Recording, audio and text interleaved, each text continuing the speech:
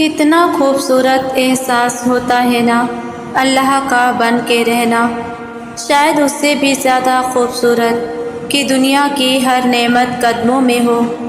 ایک مومن کا اللہ سے تعلق ہر محبت سے بڑھ کر ہونا چاہیے، خوف ہر خوف سے بھی زیادہ، امید ہر امید سے زیادہ، اور عاجزی ہر احترام سے زیادہ، کیونکہ اس اللہ نے سب سے بڑی نعمت قرآن دی، گناہ کے بعد توبہ کی نعمت دی، ہر تنگی کے ساتھ آسانی دی، رات کے بعد دن دیا، کتنا کچھ تو دے دیا اللہ نے، کیا پھر بھی انسان تو غفلت نہیں چھوڑے گا؟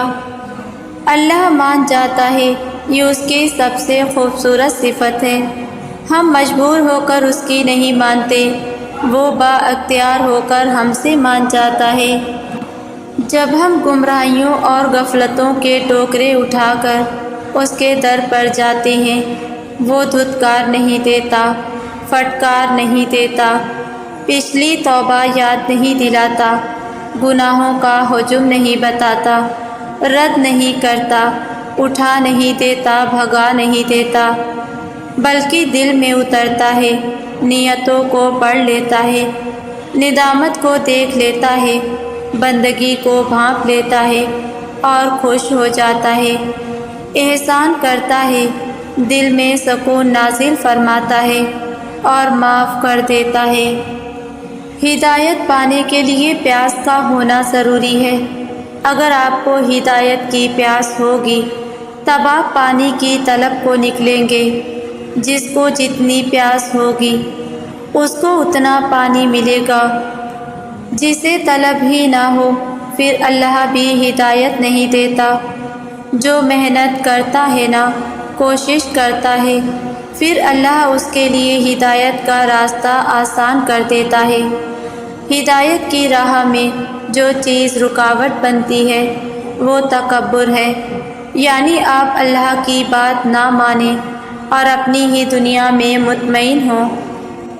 ہدایت کے لیے طلب، کوشش، محنت، یہ سب ضروری ہے، پھر ہدایت ملتی ہے۔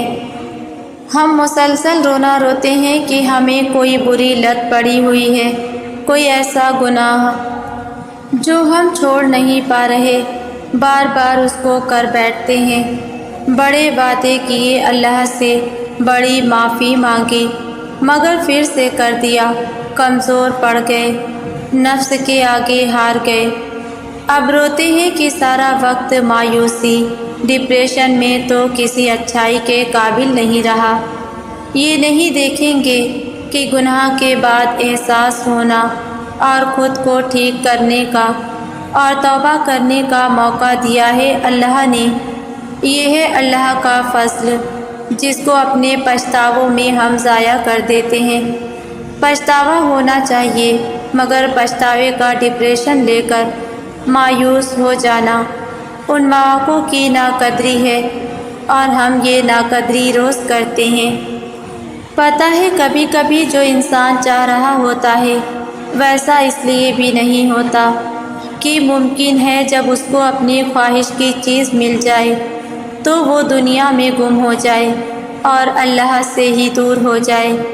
جیسے قارون کو مال ملا تو اس نے اس کو اللہ کی راہ میں خرچ کرنے کے بجائے تکبر کا مظاہرہ کیا اور نعمت اس کے لیے زوال بن گئی۔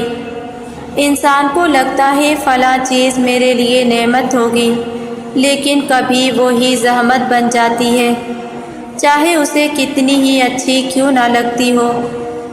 اس لیے ہمیشہ یہی سوچنا چاہیے کہ اللہ میرے ساتھ ہے، اللہ میری طرف ہے، وہ میرے لیے ہر معاملے میں آسانی پیدا کرے گا۔ اللہ اکیلے ہی سب کے لیے کافی ہے۔ اللہ کسی کو نہیں چھوڑتا اور کچھ بھی نہیں بھولتا۔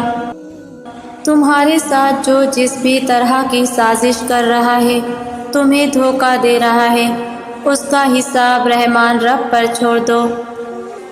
وقت اور حالات ایک جیسے نہیں رہتے ہمیشہ۔ جس نے آپ کے ساتھ برا کیا ہے وہ شاید آج بہت اچھے حالات میں ہے، مگر حساب وہ بھی دے گا۔ دنیا کے لوگ اور ان کی عدالتیں ناانصافی کر سکتے ہیں، مگر وہ رب ناانصافی نہیں کرتا۔ وہ رحمان ہے، رحیم ہے، مگر جو اس کے بندوں کی دل آزاری کرتا ہے وہ اس کا حساب بھی لیتا ہے۔ معاف کرنا ہمیشہ آسان نہیں ہوتا، مگر معاف تبھی کرنا چاہیے جہاں مشکل ہو۔ دوسرے کے لیے نہیں، خود کے لیے معاف کرو۔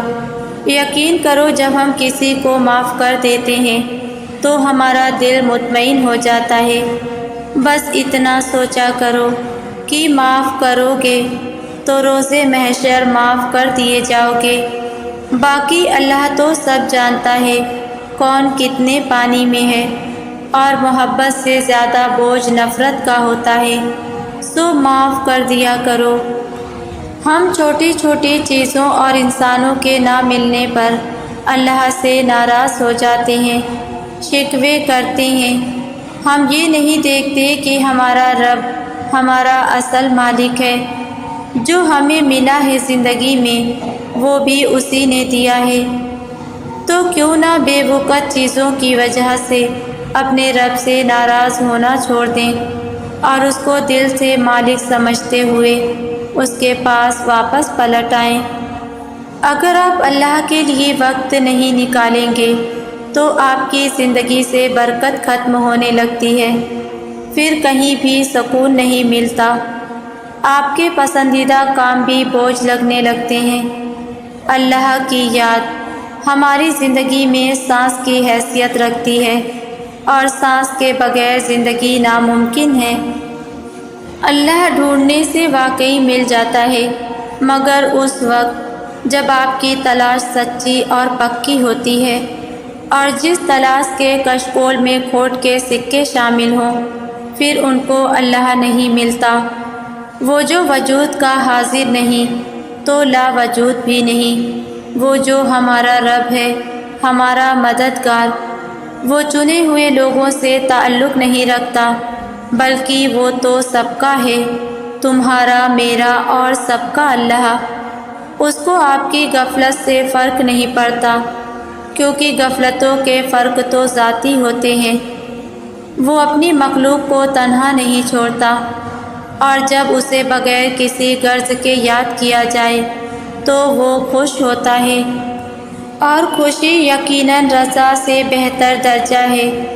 لوگ، جذبے، موسم، وقت بڑی بے وفا چیزیں ہیں، یہ تو آوارہ ہوا کی مثل ہیں، آج مشرق تو کل مغرب۔ اور وہ جو ہمارا اللہ ہے نا، وہ آپ کے ساتھ کبھی لہجے نہیں بدلتا، اکیلا نہیں چھوڑتا۔ آپ ایک قدم بڑھا کر دیکھیں، وہ سارے فاصلے ختم کر دے گا۔ یقین رکھو ہمیشہ ڈھونڈنے سے واقعی اللہ مل جاتا ہے۔ ہمارا سب سے بڑا ڈر لوگ کیا کہیں گے، کیا سوچیں گے وغیرہ وغیرہ۔ فرض کریں آپ نے کافی عرصہ محنت کر کے ایک عمارت بنائی، اس پر بہت محنت کی، اس کو بہت سجایا، اس پر دن رات کام کیا، لیکن کہیں غلطی سے ایک اینٹ کی جگہ خالی رہ گئی۔ لوگ جب اس عمارت کو دیکھنے آئیں گے تو وہ آپ کی اس محنت کو نہیں دیکھیں گے، بلکہ اس خالی اینٹ کی جگہ کو بار بار دیکھتے رہیں گے اور اس پر باتیں کرتے رہیں گے۔ لوگ آپ کی اچھائی کی تعریف کم کرتے ہیں اور آپ پر باتیں زیادہ کستے ہیں۔ آپ لوگوں کی باتوں پر دھیان دیں گے تو پیچھے رہ جائیں گے اور خود کو کمتر محسوس کریں گے۔ آپ اس بات پر یقین رکھیں کہ آپ جو کر رہے ہیں صحیح کر رہے ہیں، بس محنت کرتے رہیں اور ایک دن اپنی منزل کو پہنچ جائیں گے۔ لوگ کیا سوچتے ہیں یہ ان کو سوچنے دیں، آپ اپنا کام جاری رکھیں۔ کبھی بھی کسی ایسے شخص کو آئیڈیل نہ بنائیں جس کی عادت آپ کو اللہ تعالیٰ سے دور کر دے۔ ہمارا المیہ یہ ہے کہ ہمیں ایکٹرز، سنگرز جیسی شخصیات پسند آتی ہیں، اور پھر اپنے لیے ویسے ہی شخص کے خواب دیکھتے ہیں۔ میری نظر میں پسند کے قابل وہ شخص ہوتا ہے جو دین پر عمل کرنے والا ہو، جو سنت پر عمل کرنے والا ہو اور سب سے بڑھ کر اس کا اللہ تعالیٰ سے تعلق مضبوط ہو۔ محبت اس سے کریں جو آپ کو اللہ تعالیٰ کے قریب کرے، نہ کہ اس سے جو آپ کو گناہوں کے دلدل میں دھکیل دے۔ محبت کا معیار اللہ تعالیٰ کی محبت رکھیں تاکہ آپ کا رشتہ ہمیشہ پاکیزہ رہے اور اللہ کی رحمت میں رہے۔ ہم بعض اوقات بہت سی چیزوں کو الجھا ہوا ہی چھوڑ دیتے ہیں۔ اس کا مطلب یہ نہیں کہ وہ ہمارے لیے اب اہمیت نہیں رکھتی، بلکہ ہم بار بار ان کو سلجھا کر تھک چکے ہوتے ہیں، اور یہ تھکاوٹ ہمیں خود سے بھی بیزار کر دیتی ہے۔ زندگی بہت خوبصورت ہے، سچ تو یہ ہے کہ انسان ہی انسان کی دوا ہے۔ اگر کوئی دکھ دیتا ہے تو کوئی سکون بن جاتا ہے، کوئی نفرت کرتا ہے تو کوئی محبت دے کر حساب برابر کر دیتا ہے، کوئی رلاتا ہے تو کوئی مسکرانے کی وجہ بن جاتا ہے، کوئی ٹھوکر لگا کر گرا دیتا ہے تو کوئی انتہائی محبت سے سہارا بن جاتا ہے۔ یہی تو زندگی کی خوبصورتی ہے۔ کچھ دروازے کھلنا واقعی پھولوں کی مانند ہوتا ہے جو ہماری زندگی میں خوشبو اور تازگی لے کر آتے ہیں۔ یہ وہ مواقع اور رحمتیں ہوتی ہیں جو ہماری دعاؤں کا جواب اور ہمارے صبر کا انعام بن کر آتی ہیں۔ اللہ کرے آپ کو وہ محرم ملے جو آپ کے ذہنی سکون کو تباہ نہ ہونے دے، جس کے لیے آپ کی خوشی، آپ کا سکون بہت معنی رکھتا ہو، جو آپ کے آگے جھکنے میں شرم محسوس نہ کرتا ہو، جس کو اپنی انا سے بڑھ کر آپ عزیز ہوں، جو آپ کو اللہ کے قریب کر دے، جو آپ کے لیے سارے جہان سے لڑنے کا حوصلہ رکھتا ہو۔ رشتے سدا ایک سے نہیں رہتے، یہ بھی رفتہ رفتہ بقا سے فنا کا سفر کرتے ہیں۔ ان میں کبھی سمندر کی طرح جذبات کا طوفان اٹھتا ہے تو کبھی لا تعلقی کا گہرا سکوت چھا جاتا ہے۔ یہ کبھی شاخ پر کھلے پھول کی طرح مہکتے ہیں تو کبھی پتے پتے ہو کر بکھر جاتے ہیں۔ کوشش کریں کہ یہ رشتے مہکتے رہیں چاہتوں سے ہمیشہ۔ اپنی زندگی سے دور جانے والی چیزوں کو چھوڑ دیں، ورنہ پانے کے لیے بھاگیں گے تو موجود سے بھی خوش نہیں رہیں گے۔ لہٰذا جو ملا ہے اس پر شکر کیجیے۔ جو کچھ آپ کے پاس ہے وہ کسی نعمت سے کم نہیں، جو چھوٹ گیا وہ آپ کا نہیں۔ آج کے دن جو ملا ہے اس پر شکر ادا کیجیے اور گلے شکوے کی زندگی سے باہر آ جائیں۔ زندگی میں لوگوں کے طنز سے پریشان ہونے کے بجائے اسے انجوائے کرنا سیکھیے۔ لوگوں کی باتیں ہماری پیدائش سے شروع ہوتی ہیں اور مرنے کے بعد بھی جاری رہتی ہیں۔ چاہے آپ دنیا کے عظیم ترین انسان ہی کیوں نہ بن جائیں، دوسروں کا طنز اور حقارت یا تو آپ کو ناکامیوں کی تاریکیوں میں دھکیل سکتا ہے یا پھر آپ کو کامیابی و کامرانی کی جانب گامزن کر سکتا ہے۔ لوگوں کی طنز حقارت کو اپنی کمزوری نہیں بلکہ طاقت بنائیں۔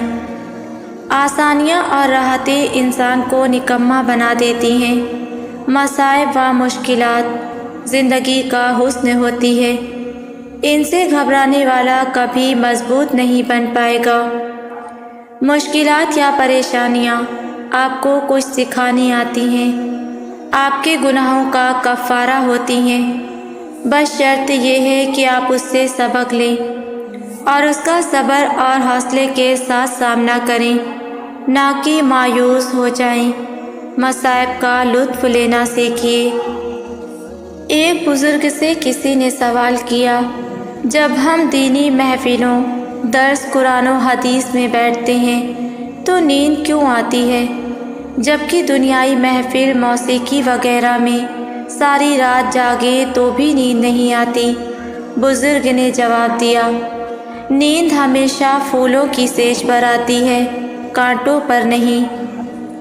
زبان دراز لوگوں سے ڈرنے کا کوئی فائدہ نہیں، وہ تو شور ڈال کر اپنی بھڑاس نکال لیتے ہیں، لیکن ڈرو ان لوگوں سے جو سہ جاتے ہیں، کیونکہ وہ معاملہ اللہ کے سپرد کر دیتے ہیں، جہاں نا انصافی کی گنجائش نہیں ہوتی، کیونکہ وہاں دیر ہے اندھیر نہیں۔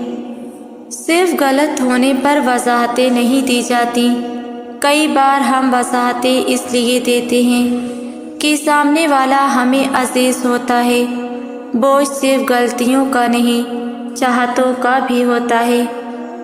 ہمیں اللہ تعالیٰ کو اپنی کسی بھی سچویشن کی وضاحت دینے کی ضرورت نہیں ہوتی، وہ ہمارے حالات سے ہم سے زیادہ اچھے طریقے سے سمجھتا ہے۔ اس کی شریعت بھلے کتنی بھی سخت ہے مگر اندھی نہیں ہے۔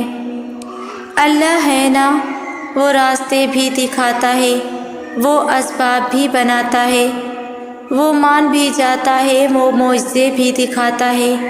بس ناممکنات لمحوں میں بھی دعا مانگتے رہیں، کیونکہ وہ یقین رکھنے والوں کو کبھی خالی واپس نہیں موڑتا۔ اللہ نے دنیا کی کوئی بھی چیز مستقل نہیں بنائی، جیسے اس نے دن کے اجالوں کے ڈھلنے کا وقت مقرر کر رکھا ہے، ویسے ہی اس نے رات کے اندھیروں کا اختتام بھی لکھ رکھا ہے۔ کبھی کبھار ایسا ضرور لگتا ہے کہ اب ہم اس درد سے باہر نہیں نکل پائیں گے، لیکن اللہ ہمیشہ ہمارے لیے کہیں نہ کہیں سے راستے بنا ہی دیتا ہے۔ وہ کسی نہ کسی طرح سے ہمیں اس درد سے نکال ہی لیتا ہے، اور یہی تو اس کا وعدہ ہے کہ عنقریب تمہارا رب تمہیں اتنا دے گا کہ تم راضی ہو جاؤ گے۔ تو پھر اللہ کی اس گواہی سے بڑی اور کون سی گواہی ہو سکتی ہے، جب وہ خود تم سے کہہ رہا ہے کہ تمہارا اجر قریب ہے، جب وہ خود تمہیں اس بات کی دلیل دے رہا ہے کہ صلہ اٹل ہے اور صلہ ملنے سے پہلے ہر آزمائش کا ختم ہونا لازم ہے، تو پھر تم کس کشمکش میں پھنسے ہو؟ اللہ تو تمہارے مایوس ہو جانے سے ہنستا ہے، یہ سوچ کر کہ اب تمہیں وہ سب ملنے والا ہے جس کے لیے تم رو رہے تھے۔ جب حالات بدتر سے بھی بدتر ہوتے چلے جاتے ہیں، تب معجزے ہوتے ہیں اور دعاؤں کے جواب دے کر دل مطمئن کر دیے جاتے ہیں۔ جیسے اللہ نے اس آیت میں تم سے کہا ہے کہ میں تمہیں خوش کر دوں گا، یعنی تمہیں وہی دوں گا جو تمہیں پسند ہے، اور اتنا دوں گا کہ پھر کبھی بھی اس کی طلب تمہیں غمزدہ نہیں کرے گی۔ کیسے ہو سکتا ہے کہ بندہ اللہ سے گڑ گڑا کر جواب مانگے اور وہ اسے ہی سمجھے نہیں؟ دنیا بھلے ہی نہیں سمجھتی ہو، لیکن جب اللہ راستہ بناتا ہے نا، تو وہ چیز بھی مل جاتی ہے جس کا گمان نہ ہو، بھر بھر کے محبت ملتی ہے۔ بس اللہ کو راضی کر لو۔ اللہ کو راضی کرنا کوئی مشکل کام نہیں۔ تم جائے-نماز پہ بیٹھ کر 2 آنسو بہا کر اللہ سے فریاد کرو، وہ تب بھی راضی ہو جاتا ہے، اور اگر آنسو نہ بہا سکو اور زبان سے فریاد نہ کر سکو تو ہاتھ اٹھا کر بیٹھ جاؤ۔ وہ رب دلوں کی اذیت بہت اچھے سے جانتا ہے، وہ تو انتظار میں ہوتا ہے کہ بندہ آئے اور مجھ سے بات کرے، مجھے اپنی تکلیف بتائے۔ اللہ آزمائش بھی اس مومن کی لیتا ہے جس کو وہ پسند کرتا ہے اور اپنے قریب کرنا چاہتا ہے۔ نصیب والے ہو کہ اللہ نے تمہیں چنا ہے، اور اللہ کی آزمائش پہ پورا اترنے کا ایک طریقہ ہے، اور وہ ہے یقین اور صبر۔ جب بے سکونی بڑھ جائے تو عبادت کا وقت بڑھا دو اور اللہ سے بات کرو، اپنا دکھ اس کو بتاؤ، سب کچھ اللہ کی ذات پر چھوڑ کر دیکھیں، پھر دیکھیں کیسے اللہ آپ کے راستے آسان کرتا ہے۔ اپنی چاہت بس یہی رکھا جو اللہ چاہے، یا اللہ ہمارے نصیب میں وہ عطا کر جو ہمارے لیے بہتر ہو۔ انسان کا سب سے بہترین دوست اللہ ہے، جو بہت جلدی مان جاتا ہے، پرانی باتیں یاد نہیں کراتا اور کبھی مایوس نہیں لوٹاتا ہے۔ کیسے بھی حالات ہو دعا مانگتے رہو، خیر مانگتے رہو، معجزے ہونے میں دیر نہیں لگتی ہے۔ جو تم سے نہیں ہو رہا اسے اللہ کے حوالے کر دو، پھر دیکھو اللہ اسی کو وسیلہ بنا دے گا جو تمہاری راہ میں رکاوٹ بنے ہیں۔ مجھے پتہ ہے یہ بار بار جو تم درد سے گزر رہے ہو، تم تھک گئے ہو، مجھے پتہ ہے۔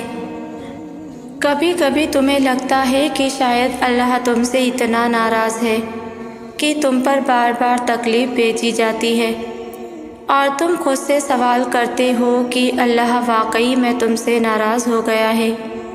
کیا اس نے تمہیں تنہا چھوڑ دیا ہے؟ تمہیں لگتا ہے کہ تم ٹھکرا دیے گئے ہو، لیکن نہیں، تم تو چن لیے گئے ہو، اور وہ بھی پتہ ہے کس لیے؟ صرف اور صرف اللہ کی محبت کے لیے چن لیے گئے ہو تمہیں تو اللہ نے خاص کر لیا ہے، تبھی تو یہ درد آزمائش کی صورت میں تم تک آتا ہے اور تمہیں اللہ کے قریب کرتا چلا جاتا ہے۔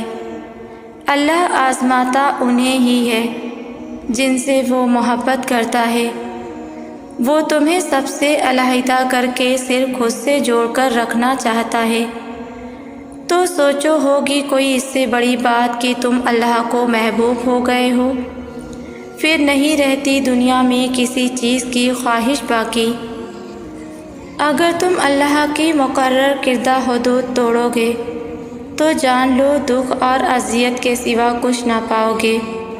لا حاصل کی چاہت انسان کو اتنا خود غرض بنا دیتی ہے کہ انسان کو حاصل کی قدر نہیں رہتی، وہ حاصل کی اہمیت جان نہیں پاتا، کیونکہ وہ تو اسے ہی حاصل سمجھ رہا ہوتا ہے جو لا حاصل ہے۔ بے شک اللہ ہر چیز پر قادر ہے، لیکن اگر تم اللہ کی حدود کو پار کرو گے تو اللہ بھی تمہارا ساتھ نہیں دے گا۔ جب تم حاصل کو چھوڑ کر لا حاصل کے پیچھے بھاگتے ہو نا، تو تم اللہ کو بھی بھول جاتے ہو اور جانتے ہو اس راستے میں صرف کانٹے، دکھ، درد، تکلیفیں ہی تمہارے سامنے آتی ہیں اور تم بس بے سکون رہتے ہو۔ ایک لا حاصل کی چاہ ہی تمہیں بے سکون کر سکتی ہے۔